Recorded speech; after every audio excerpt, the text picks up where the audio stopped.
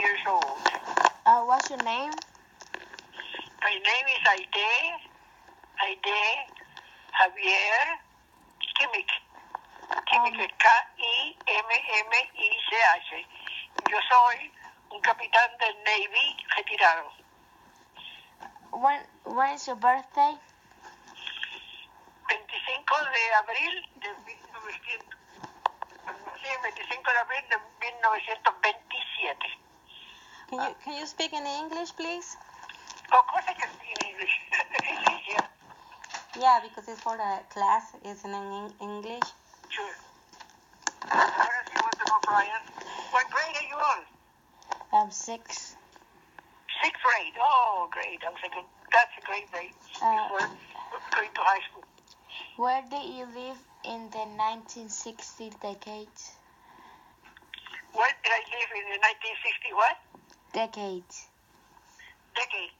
Well, in the 1960, I did something strange. I went over to protest the war in Vietnam, which was a terrible war that should never have been. And a big country like the United States should not be, trying to win a little country like Vietnam. I was very poor. And so for that, there was a lot of people that wrote about it in newspapers and all. And if your mother wants to bring me here and stay there some time, I can show you all the writings of the papers about it. But anyway, that was it. I always hated war. Were you a student at the time? No, I was not a student at that time. At that time, I was already a doctor, and I was a doctor. I'm an orthopedic surgeon. So the doctors had to do with the bones and things like that. And I was in private practice in Springfield, Illinois, which is the capital of Springfield is the capital of Illinois, and it's also, most people don't know that, it's, the Abraham Lincoln home is there, and he's buried there. You know who Abraham Lincoln is, right? Yeah. Okay, Bryan. What would you like to think, Bryan, when you grow up? What did you think about the United States involvement in the war? Well, it depends on in which war. In the war, in the First World War, which is many years ago, and the Second World War, they were doing the right thing, because if you remember most wars, there were people like Hitler, they were taking one country after another, and so somebody had to help them, and the United States went to help them. So when you have a war, like the war in Vietnam or the war in Korea that you're hearing about it now, with those little bitty countries that are very poor, the United States should not be so involved because of the fact that they overpower whatever side they are. People for the North and people for the South in those countries. And if the United States says, well, we're going to defend the South, well, obviously the other side doesn't have it right. So actually, war is terrible. We shouldn't have any war, period.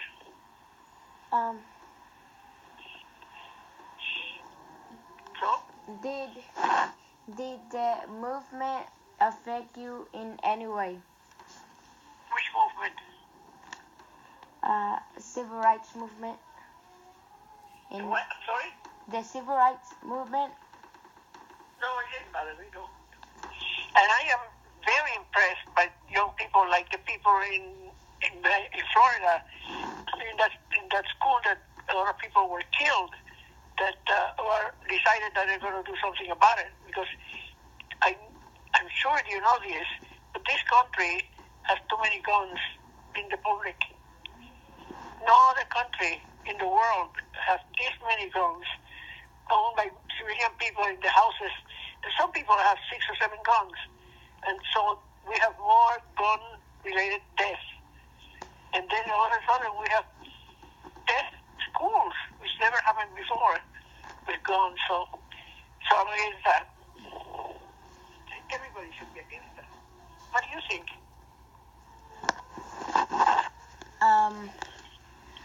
What was your impression of Martin Luther King? How did you react when he was murdered? I think Luther King was a fantastic guy and very brave. At that time, this is a long time ago, at that time, nobody else black in this country, would grow raise their voice, and so they had rights. The blacks would not eat what the whites ate. The blacks would not eat what the colleges would. It was just terrible. And and especially when you think that the blacks didn't come here because they wanted to. The blacks were here as slaves. So Martin Luther King was trying to make a wonderful, wonderful life for blacks and everything else. And a lot of people that are racist. You know what racist is? It means that you hate people of other race. Well, the racist, then I think Luther King was trying to say, you cannot treat us like that. We are American citizens. We are born in this country and all that. But because all the people didn't like what he was talking about, he was murdered. He was killed one night going to a motel. What school did you go to? What's the name of your school? Casimiro School. How do you know about Martin Luther King?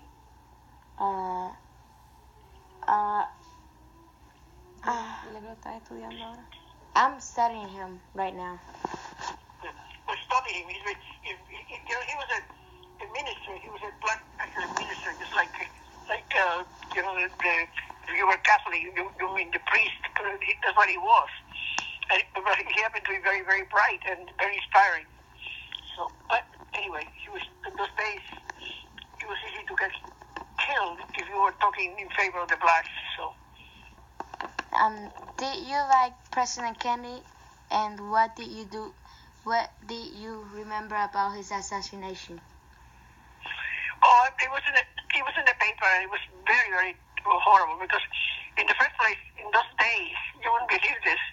In those days, here in the South, for example, in Mobile, if a very good singer, famous singer like a man named Nat King Cole would come over here to give a show, he couldn't find a place he could stay.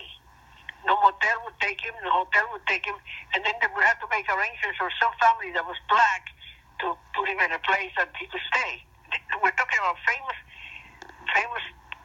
artists from the North. Now, this doesn't happen in the North, And most of my life I have spent in the North. I went to college in the North and everything else. But in the North, it's not like this. It's just the South.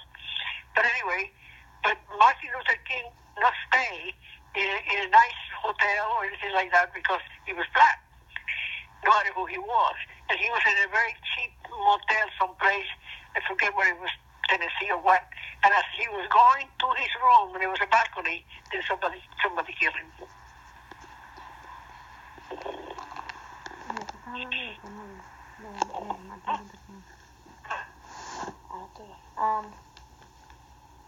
Do you like President Kennedy? Oh, I love President Kennedy because that was a glorious time in the United States. They were just, most of them were very active. The Kennedy family, as a matter of fact, I'll tell you what, you will have to pay me for this talk by doing something for me. I want you to read about all the Kennedys, of the Kennedy family. Kennedy had 4 brothers, and all of them died doing something good. All 4 brothers. In the war, they were assassinated. He was assassinated, So it is a fantastic story, of the people. You see, the interesting thing is, if you think about this, let's say if you are very rich, and you could do anything you wanted, and you could go on and get, and you could see a sailboat, you could travel everywhere, and everything you say, no, I don't want to do that. I want to stay here where I live, and I want to make everything better for everybody. I'm going to run for office or be a congressman or something like that and work. And it's hard. This is hard. And it doesn't pay good money. But we need a lot of people like that. And there were a lot of people like that. And the Kennedys were like that. They're a very wealthy family, and yet they all chose public office. What did you think about the United States space program? Well, the United States what? Space program. The space program? Yeah. Well, I think it's fine. Definitely, it's very inspiring. I remember, even older, I was older than you. I remember when the first guys stepped on the moon. We watched for hours waiting for him to happen. And when the man stepped on that capsule and put his foot on the moon. That was incredible. Absolutely incredible.